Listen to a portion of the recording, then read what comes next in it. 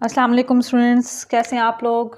Students, आज हम next topic discuss करने जा रहे हैं आप लोगों के सेमीकंडक्टर जो सिलेबस में मौजूद हैं उसमें energy band theory in solids. Students, energy band theory in solids को डिस्कस करने के लिए पहले तो हम ये देखेंगे सॉलिड्स में कौन कौन से जो मटेरियल्स हैं वो शामिल होंगे। उसमें कंडक्टर्स भी शामिल होते हैं, सेमीकंडक्टर्स भी शामिल होते हैं और इंसुलेटर्स भी शामिल होते हैं, जैसा कि आप लोगों ने प्रीवियस लेक्चर में इसको सुना होगा, पढ़ा होगा।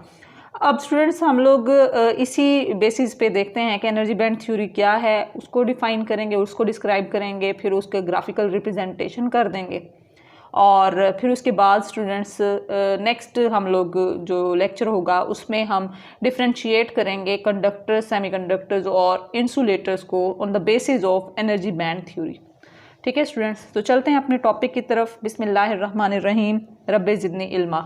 स्टूडेंट्स, ये आपको एक क्रिस्टल नज़र आ रहा है, तो ये क्रिस्टल जो है फ़र्ज़ कर लें ये क्रिस्टल किसी सेमीकंडक्टर मटेरियल का बना हुआ है, यानी ये हो सकता है कि ये क्रिस्टल सिलिकॉन या जर्मेनियम का हो। तो हम फ़र्ज़ कर लेते हैं ये सिलिकॉन का क्रिस्टल है, हालांकि ये सिलिकॉन का नहीं है, लेकिन आप इसको फ़र्ज़ कर लें कि इस तरह का क्रिस्टल हो सकता है। तो सिलिकॉन का ये क्रिस्टल है। अब इसमें जो नंबर ऑफ़ एटम्स हैं स्टूडेंट्स, आपको पता है कि मैटर में क्या होते हैं, एटम्स और मालिक्यूल्स होते हैं, तो इसमें भी एटम्स होंगे और एटम्स जो होंगे वो लातादाद होंगे। ठीक है, अगर आप लोगों ने केमिस्ट्री पढ़ी हुई है तो आपको पता होना चाहिए कि एक मोल जो है किसी भी सब्सटेंस का, एक मोल जो है उसमें 6.02 इंटू 10⁻23 एटम्स मौजूद होते हैं। और हमें नहीं पता कि इस क्रिस्टल की जो ये वाकई एक मोल है या एक मोल से ज़्यादा है, हमें नहीं पता, इसलिए हम कह रहे हैं कि इसमें नंबर ऑफ़ एटम्स जो हैं वो लातादाद हैं। अब स्टूडेंट्स, अगर हम इसी क्रिस्टल में से एक एटम जो है उसको आइसोलेट कर लें, अलग कर लें, तो आइसोलेटेड एटम ये हमारे पास उसकी कन्फिग्रेशन कुछ इस तरह से होगी कि इसका जो सेंट्रल हैवी पार्ट होता है किसी भी एटम का, उसको स्टूडेंट्स नाम दिया जाता है न्यूक्लियस का। उसको क्या नाम दिया जाता है? न्यूक्लियस का। और न्यूक्लियस जो है इसमें पॉजिटिव चार्ज होता है और इसके इर्द गिर्द डिफरेंट ऑर्बिट्स होते हैं, शेल्स होते हैं, जिसमें इलेक्ट्रॉन्स जो हैं वो रिवॉल्व कर रहे होते हैं और ये इलेक्ट्रॉन्स जो होते हैं स्टूडेंट्स, इन पर नेगेटिव चार्ज होता है। ठीक है, अच्छा, अब हम लोग चूँकि एटम की बात करें तो एटम में डिफरेंट जो शेल्स होते हैं स्टूडेंट्स, उनको हम लोग एक्सप्लेन कर सकते हैं। एक के शेल होता है, फर्स्ट जो नियरेस्ट शेल होता है जो भी न्यूक्लियस के गिर्द, उसको के शेल का नाम दिया जाता है। फिर नेक्स्ट जो शेल होगा उसको एल, फिर नेक्स्ट को एम और फिर नेक्स्ट को एन शेल का नाम दिया जाता है। अब इसमें नंबर ऑफ़ इलेक्ट्रॉन्स की तादाद को मालूम किया जा सकता है। जो स्टूडेंट्स केमिस्ट्री जानते हैं उनको बेहतर तरीके से पता होगा, और अगर आप केमिस्ट्री नहीं भी जानते तो उनकी नॉलेज के लिए मैं जस्ट ये बता दूं कि वो फार्मूला यूज़ किया जाता है 2n²। और इसमें स्टूडेंट्स, अगर हम लोग पहले शेल की में मौजूद नंबर ऑफ़ इलेक्ट्रॉन्स की फाइंड करना चाहें तो n=1 हम पुट कर देंगे, क्योंकि फर्स्ट शेल की बात हो रही है, के शेल की बात हो रही है। तो उसमें स्टूडेंट्स हमारे पास n की जगह पे इस फार्मूला में 1 पुट करें तो ये आंसर आपके पास 2 × 1 का स्क्वायर = 2 आ जाएगा। तो इसका मतलब है के शेल में मैक्सिमम जो नंबर ऑफ़ इलेक्ट्रॉन्स एडजस्ट हो सकते हैं वो कितने हैं? 2। और जब हम n=2 लिखेंगे तो वो कौन सा शेल हो जाएगा? m शेल हो जाएगा। यहाँ पे मैंने गलती कौन सा से शेल m हो लिख जाएगा? दिया स्टूडेंट्स, m L शेल तो है। उसके लिए स्टूडेंट्स फिर आप इसी फार्मूला में n की जगह पे 2 पुट कर दें तो आपके पास आंसर 2 का स्क्वायर 4 होगा, तो आंसर 8 आ जाएगा। इसका मतलब ये है कि L शेल में मैक्सिमम इलेक्ट्रॉन जो एडजस्ट हो सकते हैं वो कितने हो सकते हैं, ऑक्यूपाई कर सकते हैं इस शेल को, वो हो सकते हैं 8।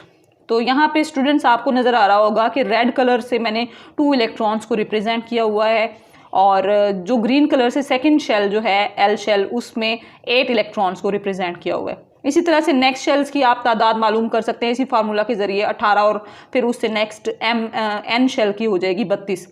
तो अब स्टूडेंट्स, यहाँ पे आपको बताने वाली अहम बात जो है वो ये है कि ये जो नंबर ऑफ़ शेल्स हैं, ये हम आइसोलेटेड एटम, एक ही एटम की बात कर रहे हैं। ये बिल्कुल भी मुमकिन नहीं है कि हम एक क्रिस्टल में से एक एटम को अलहदा कर सकें।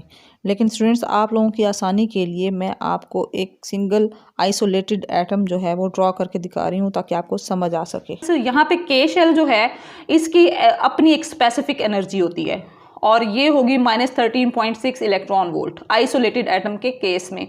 और फिर जब हम नेक्स्ट शेल में आएंगे, नेक्स्ट लेवल में, तो इसमें एनर्जी लेवल जो हो जाएगा इसका -13.6 डिवाइडेड बाय 4, तो ये आंसर आ जाएगा -3.4 इलेक्ट्रॉन वोल्ट। ये कैलकुलेटेड एनर्जी लेवल्स हैं स्टूडेंट्स, ये आप लोगों के लिए बस इतना काफ़ी है। आप ये याद रखिएगा कि जैसे जैसे हम न्यूक्लियस से दूर होते जा रहे हैं, इलेक्ट्रॉन्स जो हैं नेक्स्ट लेवल्स में अगर शिफ्ट होना चाहें तो एनर्जी जो है वो बढ़ती जा रही है हर नेक्स्ट शेल की। ठीक है स्टूडेंट्स, तो ये आप लोगों ने याद रखना है। अब यहाँ पे ये जो एनर्जी है, फर्स्ट वाला जो शेल है, इसकी एक स्पेसिफिक एनर्जी है, उसको अगर हम लोग रिप्रेजेंट करना चाहें एनर्जी लेवल डायग्राम में तो एक सिंगल जो शार्प लाइन है उससे रिप्रेजेंट किया जा सकता है के शेल की। इसी तरह से एल शेल की एनर्जी है तो उसको हम एक सिंगल शार्प लाइन से रिप्रेजेंट करेंगे, इसी तरह से नेक्स्ट शेल्स की। ठीक हो गया स्टूडेंट्स, ये तो हो गई ना एक आइसोलेटेड एटम की बात। लेकिन स्टूडेंट्स एक ही क्रिस्टल में कोई भी एटम जो है वो आइसोलेटेड नहीं हो सकता, ठीक है, तो उसके हमसाये भी मौजूद होंगे। तो अब अगर मैं बात करूं कि इसमें अगर 2 एटम्स हैं तो यहाँ पे देखें कि ये मैं 2 एटम्स को यहाँ रिप्रेजेंट किया हुआ है। अब इसके मौजूद हम सिर्फ फर्स्ट के शेल की बात कर रहे हैं, तो इसमें के शेल इसका भी है, इस एटम का भी मौजूद है और इस एटम का भी। तो ये वाला जो न्यूक्लियस है, चूंकि इस पे पॉजिटिव चार्ज है तो ये इस इलेक्ट्रॉन को अपनी तरफ क्या करेगा स्टूडेंट्स, अट्रैक्ट करेगा। इसी तरह से ये वाला न्यूक्लियस चूंकि ये पॉजिटिवली चार्ज है, इस नेगेटिवली चार्ज इलेक्ट्रॉन को क्या करेगा, अपनी तरफ अट्रैक्ट करेगा। इसका मतलब ये है कि ये कहेंगे कि हम ये दोनों इलेक्ट्रॉन्स, ये वाला इलेक्ट्रॉन तुम्हारा भी है मेरा भी है, और ये वाला एटम कहेगा ये वाला इलेक्ट्रॉन तुम्हारा भी है मेरा भी है, यानी शेयरिंग हो जाएगी। तो शेयरिंग ऑफ इलेक्ट्रॉन्स होने की वजह से स्टूडेंट्स अब क्या होगा, वो जो हर शेल का एक डेफिनेट सिंगल लाइन से हम एनर्जी लेवल को डिस्क्राइब कर रहे थे, अब ये सिंगल लाइन से रिप्रेजेंट नहीं होगी, यानी एनर्जी लेवल जो है वो स्प्लिट हो जाएगा 2 शार्प लाइन्स में। ठीक है, जैसा कि आपको यहाँ पे नजर आ रहा है, के शेल के केस में भी, एल शेल के केस में भी, एम शेल के केस में भी, यानी जितने नंबर ऑफ शेल्स होंगे उन सब को हम 2-2 एनर्जी जो शार्प लाइंस हैं उसमें स्प्लिट करते जाएंगे हर एनर्जी लेवल को। अब चूंकि हम सेमीकंडक्टर्स की बात कर रहे हैं और आपको पता है सेमीकंडक्टर्स कौन से होते हैं, सिलिकॉन, तो आपको पता होना चाहिए कि सिलिकॉन जो है वो एक क्रिस्टल में अलग आइसोलेटेड एटम की सूरत में मौजूद नहीं होता, तो उसके इर्द गिर्द बहुत सारे सिलिकॉन एटम्स होंगे, उसके ऊपर नीचे दाएं बाएं हर तरफ। तो स्टूडेंट्स अब हम चूंकि मैं आपको सिंप्लीफिकेशन के लिए, आसानी के लिए समझा रही हूँ, तो हम नेक्स्ट 3 एटम्स की भी एग्जांपल ले लेते हैं। तो अगर जब 3 एटम्स होंगे तो उसके भी हम के शेल को ही यहाँ पे डिस्क्राइब कर रहे हैं। तो इसमें ये वाला जो न्यूक्लियस है इस इलेक्ट्रॉन को भी अपनी तरफ अट्रैक्ट करेगा और इस इलेक्ट्रॉन को भी अपनी तरफ अट्रैक्ट करेगा।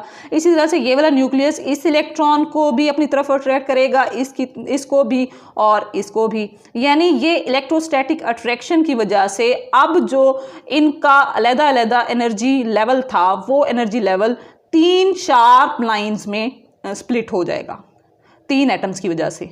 तो इसका मतलब ये हुआ स्टूडेंट्स, जैसे जैसे नंबर ऑफ एटम्स बढ़ते जा रहे हैं एनर्जी लेवल स्प्लिट होता जा रहा है उतने ही लाइंस में। ठीक है, तो अब इसको अगर हम लोग ग्राफिकली रिप्रेजेंट करना चाहें तो स्टूडेंट्स वाई एक्सिस पे ले लेंगे एनर्जी लेवल्स और एक्स एक्सिस पे ले लेंगे हम लोग नंबर ऑफ एटम्स को। जब सेमीकंडक्टर का एक एटम होगा तो हर शेल जो है स्टूडेंट्स उसका energy level single sharp line पर मुश्तमिल होगा, जैसा कि आपको यहाँ पे नज़र आ रहा है के, एल, एम और एन शेल के केस में। और जब नंबर ऑफ एटम्स 2 हो जाएंगे तो ये वाला एनर्जी लेवल जो है अब स्प्लिट हो जाएगा 2 शार्प लाइन्स में। देखें यहाँ पे आपको रिप्रेजेंट किया हुआ है, ग्राफिकली नजर आ रहा होगा। जब नंबर ऑफ एटम्स 3 हो जाएंगे स्टूडेंट्स तो हर एनर्जी लेवल जो है वो 3-3 शार्प लाइंस में डिवाइड होता जाएगा, जैसा कि यहाँ आपको नजर आ रहा है। इसका मतलब ये है कि स्टूडेंट्स अब नंबर ऑफ एटम्स क्या होते जा रहे हैं, बढ़ते जा रहे हैं इस तरफ। यहाँ पे अब हम फर्स्ट करें, मैं यहाँ पे n = 4 रिप्रेजेंट करना चाहूँ। हर शेल का एनर्जी लेवल स्प्लिट होता जाएगा 4-4 लाइंस में, तो इसलिए के शेल के केस में भी 4 लाइंस में स्प्लिट हो जाएगा। एल जो शेल है इसके केस में भी एनर्जी लेवल जो है वो 4 लाइंस में स्प्लिट होता जाएगा। एम शेल के केस में भी 4 लाइंस में स्प्लिट हो जाएगा और स्टूडेंट्स एन शेल के केस में भी 4 लाइंस में स्प्लिट हो जाएगा। ये तो स्टूडेंट्स है जब n = 4 यानी नंबर ऑफ एटम्स 4 हों। तो इसका मतलब ये है कि हम अभी इस क्रिस्टल की बात कर रहे थे और एक क्रिस्टल में इनफाइनाइट नंबर ऑफ एटम्स मौजूद होते हैं एक स्पेसिफिक वॉल्यूम में। तो स्टूडेंट्स, इतनी छोटी सी जगह पर जब हम infinite number of lines draw करेंगे तो ये इतनी ज़्यादा क्लोज होंगी कि इनको अलग-अलग आइडेंटिफाई करना मुश्किल हो जाएगा। तो इसका मतलब ये है कि अब ये डिस्क्रीट शार्प लाइंस की शक्ल में मौजूद नहीं होगा एनर्जी लेवल, बल्कि ये क्या बन जाएगा, एक एनर्जी बैंड बन जाएगा। इसी को नाम दिया जाता है अलाउड एनर्जी बैंड का। ये डिफरेंट अलाउड एनर्जी बैंड्स हैं और इनके दरमियान ये जो ग्रीन कलर से मैंने रिप्रेजेंट किया हुआ है ये गैप्स होते हैं और इनको नाम दिया जाता है फॉरबिडन एनर्जी गैप्स का।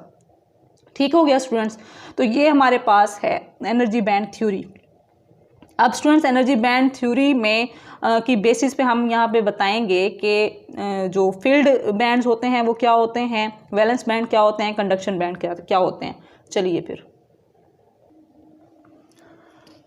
अच्छा स्टूडेंट्स, ये एनर्जी बैंड सॉलिड्स में जो होते हैं 3 तरह के हो सकते हैं, फील्ड बैंड्स, वैलेंस बैंड और कंडक्शन बैंड। अब इसको सिंप्लीफाई करने के लिए मैं अगर आपको सोडियम की एग्जांपल दूं तो सोडियम का जो एटॉमिक नंबर होता है वो 11 होता है। तो स्टूडेंट्स यहाँ पे इसकी कन्फिग्रेशन फर्स्ट यानी ये के शेल है, ये एल शेल है, ये एम शेल है। के शेल में 2 इलेक्ट्रॉन्स हैं, एल शेल में 8 इलेक्ट्रॉन्स हैं और एम शेल में 1 इलेक्ट्रॉन है। यहाँ पे जो एम शेल है स्टूडेंट्स ये आउटर मोस्ट शेल है, इसको नाम दिया जाता है वैलेंस शेल का। इसको क्या नाम दिया जाता है, वैलेंस शेल का। तो स्टूडेंट्स आउटर मोस्ट शेल को वैलेंस शेल का नाम दिया जाता है और आउटर मोस्ट शेल में मौजूद जो इलेक्ट्रॉन्स होते हैं इनको नाम दिया जाता है वैलेंस इलेक्ट्रॉन्स का। ठीक है स्टूडेंट्स, तो ये हो जाएंगे वैलेंस इलेक्ट्रॉन्स और इस बैंड इन इलेक्ट्रॉन्स की वजह से जो बैंड बनेगा उसको हम नाम देते हैं वैलेंस बैंड का। फील्ड बैंड कौन सा होता है स्टूडेंट्स, आउटर मोस्ट शेल से जो पिछले बैंड्स होते हैं या फिर एनर्जी लेवल्स होते हैं जिसमें इलेक्ट्रॉन्स कंप्लीटली फिल्ड होते हैं, जितने नंबर ऑफ इलेक्ट्रॉन्स रिक्वायर्ड होते हैं उतने ही मौजूद होते हैं। तो ऐसे बैंड को हम लोग क्या नाम देते हैं, फील्ड बैंड का। अब फील्ड बैंड क्यों कहा जाता है, क्योंकि इसमें से स्टूडेंट्स हम इलेक्ट्रॉन्स को बाहर नहीं निकाल सकते, चाहे एनर्जी प्रोवाइड भी कर दें तो वो कंडक्शन प्रोसेस में इंपॉर्टेंट रोल प्ले नहीं करते। और एक और बैंड होता है जिसको नाम दिया जाता है कंडक्शन बैंड का। तो आइए देखते हैं इनमें क्या डिफरेंसेस हैं। फील्ड बैंड जो है इट रिमेन्स कंप्लीटली फील्ड, ये हमेशा फील्ड होता है, ये कभी भी पार्शली फील्ड या एम्प्टी नहीं हो सकता। Electrons can not leave this band, और इस बैंड को कभी भी इलेक्ट्रॉन्स छोड़ नहीं सकते, इसमें से जंप करके कहीं और नहीं जा सकते। It plays no part in conduction process, और इनका कंडक्शन के प्रोसेस में कोई रोल नहीं होता। उसके बाद नेक्स्ट स्टूडेंट्स हमारे पास जो बैंड होता है उसको नाम दिया जाता है वैलेंस बैंड। वैलेंस बैंड क्या होता है स्टूडेंट्स, इसमें जो आउटर मोस्ट या वैलेंस शेल होता है उसमें मौजूद जो इलेक्ट्रॉन्स होते हैं उनको नाम दिया जाता है वैलेंस इलेक्ट्रॉन्स का, और उनकी वजह से जो बैंड बन रहा होता है उसको नाम दिया जाता है वैलेंस बैंड का। वैलेंस बैंड जो है उसके बाद पार्शली फील्ड भी हो सकता है, कंप्लीटली फील्ड भी हो सकता है, लेकिन एम्प्टी नहीं हो सकता, खाली नहीं हो सकता। ठीक है स्टूडेंट्स, ये इसकी कैरेक्टरिस्टिक्स समझ लें, ये आप लोगों ने याद रखनी है। वैलेंस इलेक्ट्रॉन जो हैं वो जंप कर सकते हैं कंडक्शन बैंड में, लेकिन कैसे जंप करेंगे, जब उनको एनर्जी प्रोवाइड की जाएगी। स्टूडेंट्स फर्ज करें ये अगर वैलेंस बैंड है, VB stand for valence band and CB stand for conduction band, और यही जो एनर्जी जो बैंड थ्योरी है इन्हीं दोनों बैंड्स की वजह से डिस्क्राइब की जाती है। फील्ड बैंड को डिस्क्रिप्शन में हम शामिल नहीं करते। तो वैलेंस बैंड से एक इलेक्ट्रॉन यहाँ पर मौजूद है अगर वैलेंस बैंड में, तो स्टूडेंट्स वो जंप करना चाहता है कंडक्शन बैंड में, तो उसके पास उस की एनर्जी जो है वो मौजूद होनी चाहिए, और वो एनर्जी डिफरेंट मेथड्स हैं उसको एनर्जी प्रोवाइड करने के, वो हमारा सब्जेक्ट नहीं है यहाँ पे, लेकिन आप लोगों ने बस यही याद रखना है कि इनको हम एनर्जी प्रोवाइड कर सकते हैं हीट के ज़रिए, लाइट इंसिडेंट करा के, पोटेंशियल डिफरेंस अप्लाई करके, डिफरेंट मेथड्स हैं। उसके बाद स्टूडेंट्स नेक्स्ट हमारे पास जो लास्ट बैंड होता है उसको नाम दिया जाता है कंडक्शन बैंड का। अब कंडक्शन बैंड कौन सा होता है students, the band above valence band. Valence band के ऊपर वाला जो बैंड होता है इसमें इलेक्ट्रॉन्स फ्रीली मूव कर सकते हैं और यही इलेक्ट्रिक करंट जो है वो कंडक्ट करवाते हैं। इनको नाम दिया जाता है ऐसे इलेक्ट्रॉन्स को फ्री इलेक्ट्रॉन्स या फिर कंडक्शन इलेक्ट्रॉन का, और इस बैंड को कंडक्शन इलेक्ट्रॉन्स फिल करते हैं, इसी वजह से इसको नाम दिया जाता है कंडक्शन बैंड का, और यही इंपॉर्टेंट रोल प्ले करते हैं कंडक्शन के प्रोसेस में। उसके बाद ये हो सकता है कि खाली हो या फिर पार्शली फिल्ड हो। ठीक है, तो खाली भी हो सकता है या फिर पार्शली फिल्ड, तो ये इसकी कैरेक्टरिस्टिक्स हैं। अब हम लोग इसी वैलेंस बैंड और कंडक्शन बैंड को यूज़ करते हुए डिफरेंशिएट करेंगे नेक्स्ट लेक्चर में कंडक्टर्स, सेमीकंडक्टर्स और इंसुलेटर्स। को। तो इंशाल्लाह स्टूडेंट्स नेक्स्ट लेक्चर में मुलाकात होगी नेक्स्ट टॉपिक के साथ। तब तक के लिए अल्लाह हाफिज़।